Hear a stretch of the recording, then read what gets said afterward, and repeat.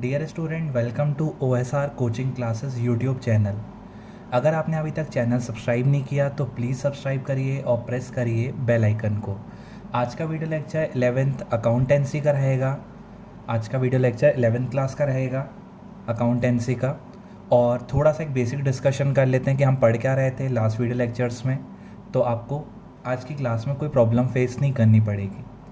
अभी मैंने आपको 11th क्लास में स्टार्ट कराई थी अकाउंट्स, इंट्रोडक्शन दिया था अकाउंट्स का, और हमने अकाउंट्स की कुछ टर्म्स स्टार्ट की थी। बेसिक अकाउंटिंग हम कुछ टर्म्स पढ़ रहे थे, तो है ना, हम उसके ऊपर ही डिस्कशन कर रहे थे। और आज की क्लास में भी हमारा उसके ऊपर ही डिस्कशन रहेगा। और आपको वीडियो लेक्चर आज की क्लास का बहुत ध्यान से देखना पड़ेगा, क्योंकि जो मैं आज टर्म डिस्कस करने वाला हूँ बहुत इंपॉर्टेंट टर्म रहेगी। आपको लाइफ टाइम जब तक कॉमर्स स्ट्रीम में, तब तक आपको ये टर्म बहुत काम आएगी, तो बहुत ध्यान से देखिएगा। आज का वीडियो लेक्चर हम स्टार्ट करते हैं। 11th अकाउंटेंसी का रहेगा। 11th CBSE, ISC and MP board के स्टूडेंट देख सकते हैं, तीनों बोर्ड्स के। और हम डिस्कस करने वाले हैं एसेट्स, कि एसेट्स का मतलब होता क्या है बिजनेस में। एसेट्स का मतलब फ्यूचर इकोनॉमिक बेनिफिट, ऐसी कोई चीज़ जो फ्यूचर इकोनॉमिक बेनिफिट दे आपको। It should be capable of being measured in money term, जिसको हम मनी टर्म में मेज़र कर सकें। तो इकोनॉमिक बेनिफिट दे आपको और आप मनी टर्म में उसको मेजर कर सको। जो आपको इकोनॉमिक बेनिफिट दे और आप उसको मनी टर्म में क्या कर सको, मेजर कर सको, उसको हम बोलते हैं एसेट।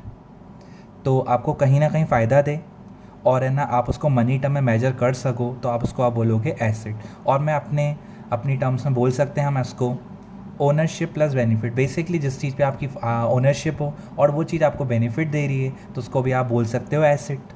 ठीक है, अब हम समझते हैं कि एसेट्स कितने टाइप की होती हैं और क्या क्या होती हैं। तो बहुत ध्यान से देखिएगा। एसेट को 3 पार्ट्स में डिवाइड किया गया है। ये 2 पार्ट वेरी IMP हैं, जो आपको पूरी लेवल में बहुत काम आएंगी। ये काफ़ी कम जगह यूज़ होगा, लेकिन मैंने ऐसे टॉपिक वाइज कवर किया हुआ है इसको भी। ठीक है, तो इधर आते हैं। पहली एसेट मैं यहाँ से स्टार्ट करता हूँ, करेंट एसेट।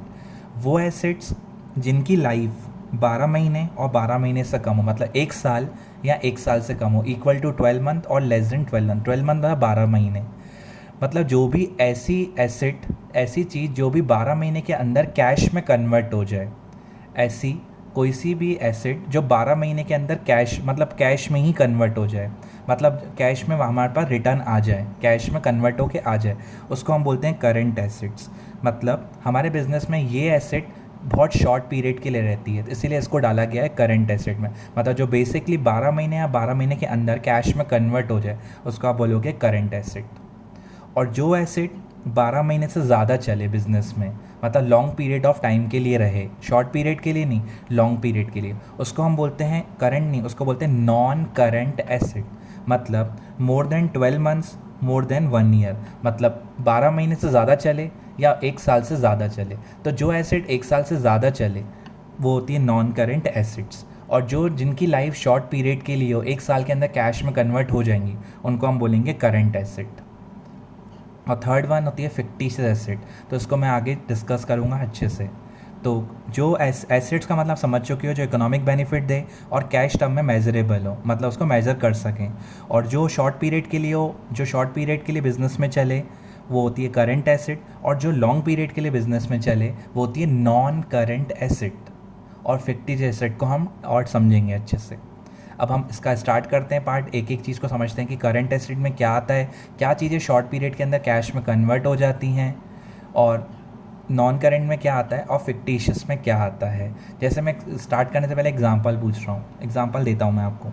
जैसे आपके पास एक कार है, तो कार को आप क्या बोल सकते हो, एसेट। क्यों? कार आपको बेनिफिट दे रही है, और आपको वो बेनिफिट, आपको कहीं ना कहीं वो बेनिफिट दे रही है, इजीली आपको कहीं भी पहुंचना है, आप इजीली पहुंच पा रहे हो। ठीक है, और आप उसको फ्यूचर में बेच के कैश में कन्वर्ट कर सकते हो कभी भी। और वो आपकी कार, आप जब भी कार खरीदते हो तो 1 साल के लिए नहीं खरीदते हो, आप सोचते हो कार खरीदते हो 4-5 साल फुर्सत, तो आपको किस कैटेगरी में डालना पड़ेगा उसको, नॉन करंट एसेट की कैटेगरी में उसको कहाँ डालना पड़ेगा, नॉन करंट। क्योंकि जो भी एसेट हम होल्ड करें 1 साल से ज़्यादा के लिए, वो नॉन करंट होती है, और जो भी एसेट हम 1 साल या 1 साल से कम के लिए होल्ड करें, होती है करंट एसेट। आगे समझते हैं।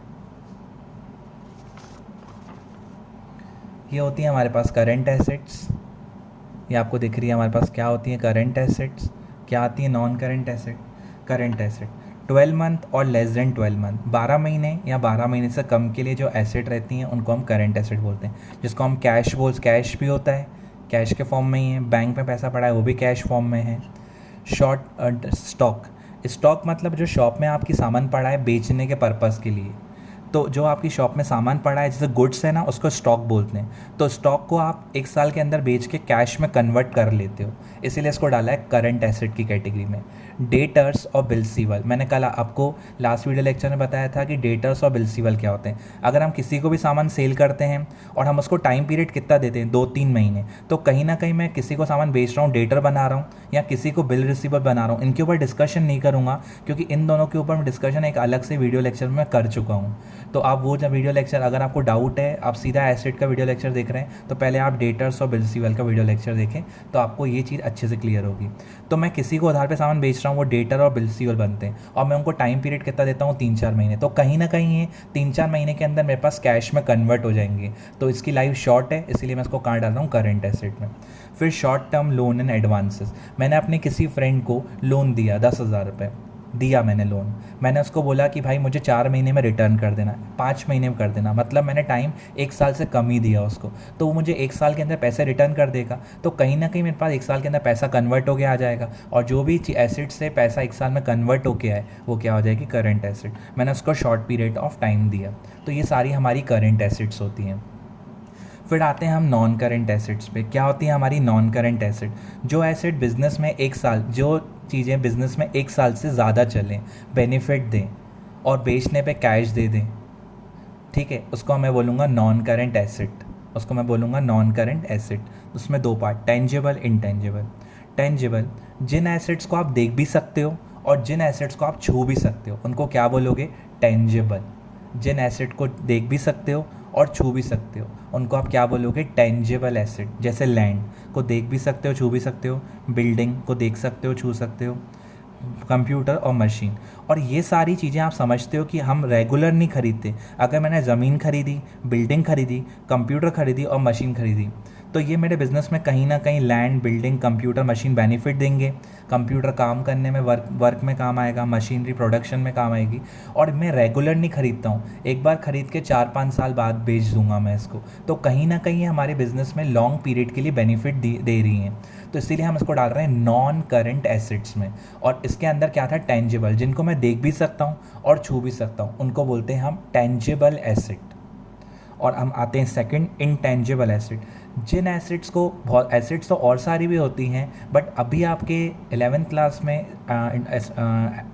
11th क्लास में आप एंटर हो रहे हैं, और बहुत सारी एसेट्स में सारे एग्जांपल लिख दूंगा इधर, तो आपके लिए थोड़ा डिफ़िकल्ट हो जाएगा। जैसे ही हम आगे कंटिन्यू करते जाएंगे, जो भी और इम्पॉर्टेंट चीज़ें मैं कवर करता चलूँगा आपको, बाकी इससे आपका पूरा बेसिक नॉलेज रेडी अच्छे से हो जाएगा।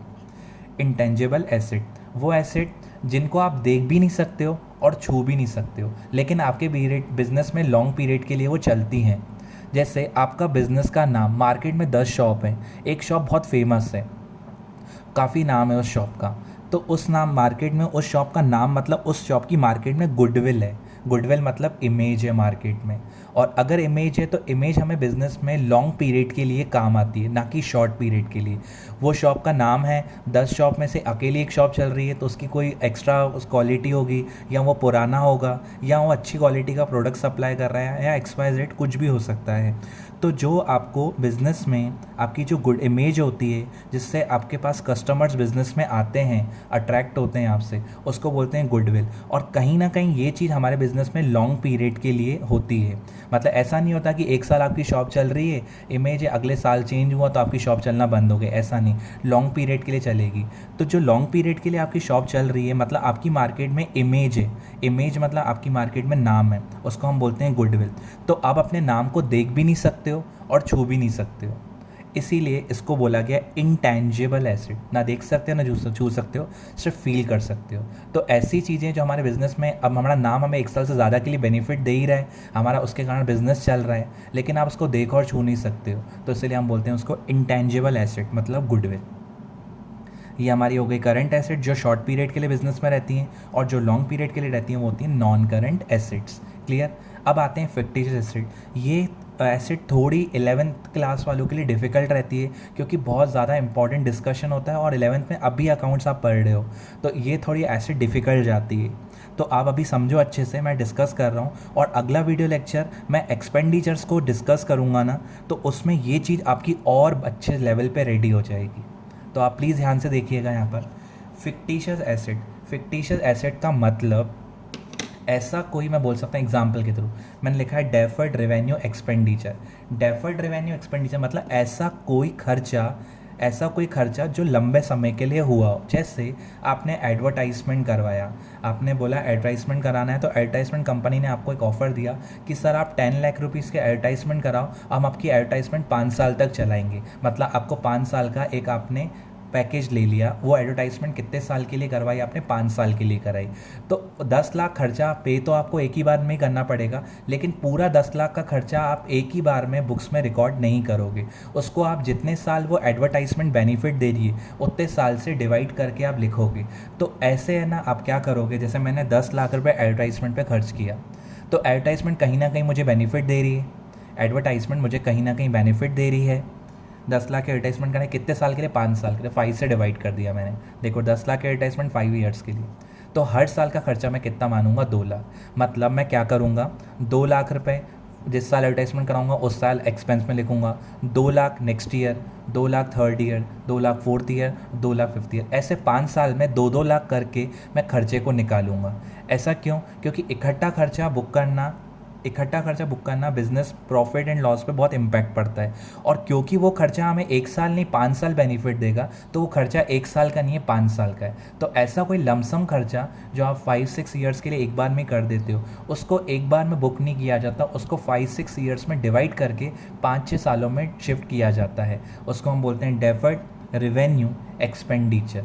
मतलब रेवेन्यू एक्सपेंड खर्चा, डेफर्ड मतलब तोड़ के हर साल में उतना खर्चा शिफ्ट करना जितना उस साल की हमें बेनिफिट्स मिल रही है। जैसे 10 lakh upon 5 multiply 10 lakh divided by 5, तो 2 लाख रुपीज़ हमारा हर साल का खर्चा आया।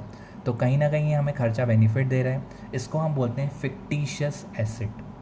इसको हम बोलते हैं फिक्टिशियस एसेट। ये मैंने एग्जांपल के थ्रू कवर किया है।